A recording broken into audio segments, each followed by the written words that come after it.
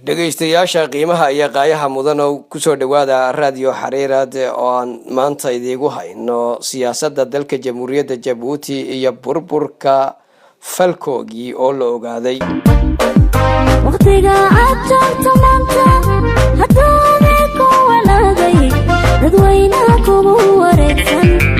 baa warwartooya baasan bulshada qarba walaacsan maxaad kala socotaa dhageysta uu xisbiga raadardarta cusub ay keeneen kadib markii Allabari iyo Soon ay la soo istaageen masaajidada dalka Jamhuuriyadda Jabuuti aqeedada warankeeda haduu wariyuhu tilmaamo xogtiisa waajibkiisa wargeysyada haduu ku faafo adigoo agar hawga qaadan wadkii dhibashada hamoodin haweerarin aragtidiisa xorriyadul qolkana hawiiqin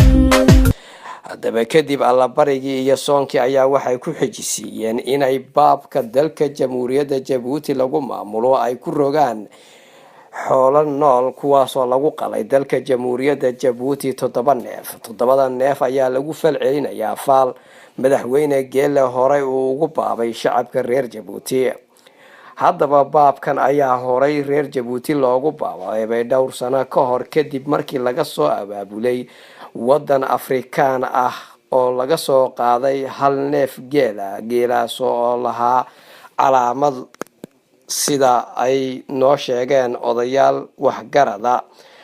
haddaba faalkan ayaa maanta waxaa lagu falceliyay 7 neef oo lagu gowracay gudaha dalka Jamhuuriyadda Jabuuti kuwaasi oo dhammaanba ka rogi doona falkii ku gadaamanaa shacabka reer Jabuuti. si kastaba ha ahaatee walwaliyo walaac ayaa la soo gudboonaaday mucaarad ayaa la soo gudboonaaday xisbiga hadda talada haya ee dalka Jamhuuriyadda Jabuuti aqeedada warankeeda haduu wariyuhu tilmaamo